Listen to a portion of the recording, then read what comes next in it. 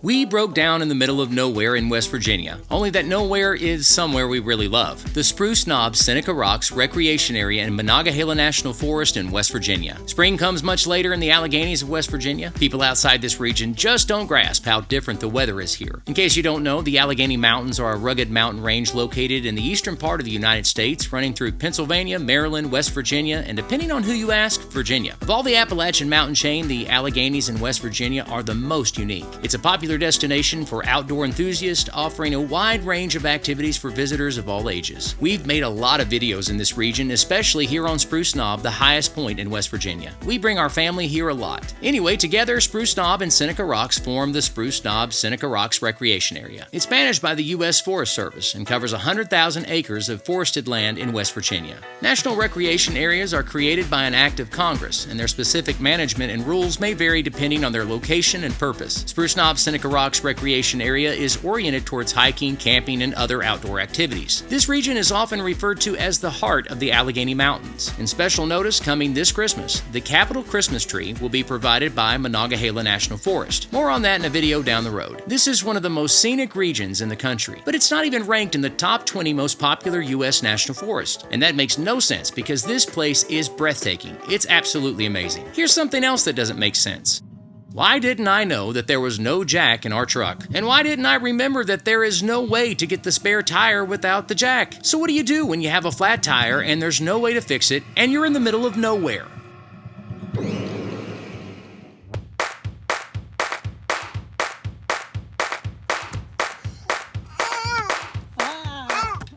After spending a few hours on top of Spruce Knob, we decided to take the back roads down the backside of Spruce Knob that leads to this region. I've made many other videos about this amazing area as well. Even during the peak of summer or fall, you don't see many vehicles back here. You're surrounded by wilderness areas. It's rugged and extremely remote, even for West Virginia. This is not where you want to have a flat tire, and that's where we had a flat tire. Carolyn and I were obviously in the truck. Oz and Anna had been following us in their car. Eleanor was following us in her walker, and Ezekiel was jogging behind us.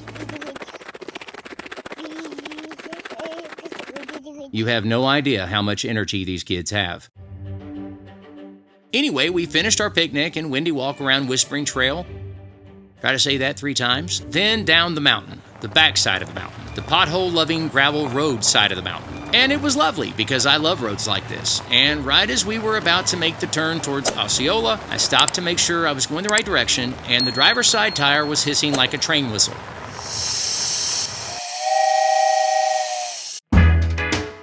As much as I love this region with all of my heart and visit it time and time again, you don't want to break down back here.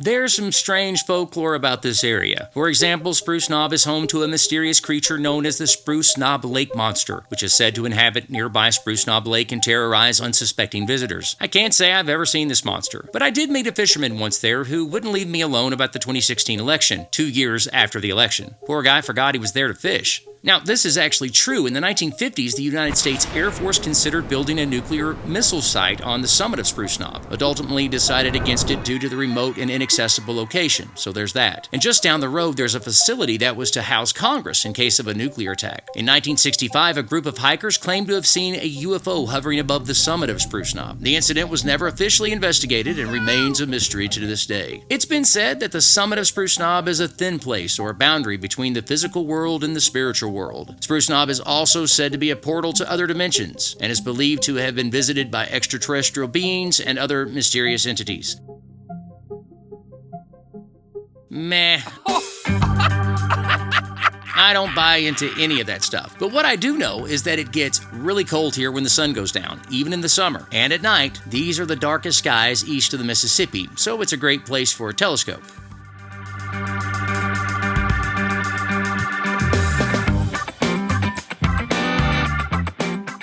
Now listen, I'm no stranger to disasters like this. A flat tire in the middle of nowhere? That's so me. But no, I don't have a video of our flat tire. It wasn't the greatest moment to capture on video. But then again, this wasn't an emergency either. Not really. We came up with a plan.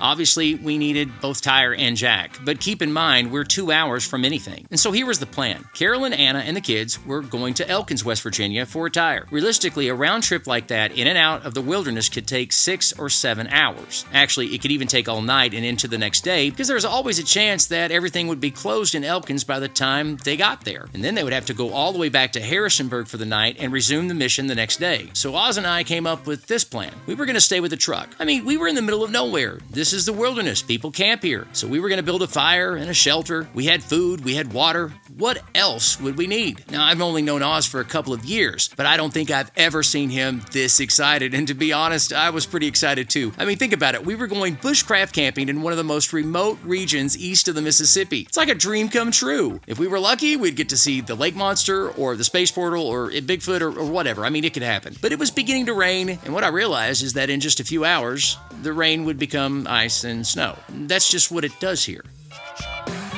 When we wake, hear the birds. Now, during this whole time, we saw less than 10 cars going up and down Spruce Knob. Now, what are the odds of someone passing by that could actually help us in a real significant kind of way? I'm not sure, but I'm sure the odds aren't high. Right when Oz and I were beginning to unload the truck for a camping adventure, a man in another truck by the name of Matthew pulled beside our small convoy. It's like he appeared right out of nowhere. Obviously, I don't have a video of Matthew because that would have been awkward, but Matthew was incredibly helpful. He actually had the stuff with him to patch a tire. Now, in the process, we did realize that both of our front tires were bald, and this patch wasn't going to hold long, but it would get us out of this pickle we were in. And it did. I offered Matthew money, but he downright refused. People like Matthew are rare these days. He was so kind and willing to spend his time helping us. I'm so grateful for Matthew and the assistance he provided. In our time, it's easy to focus on bad things, but there are still people like Matthew out there who are willing to help. Matthew, if by some chance you watch this video, we are so very grateful. Hear the crickets, see the moon.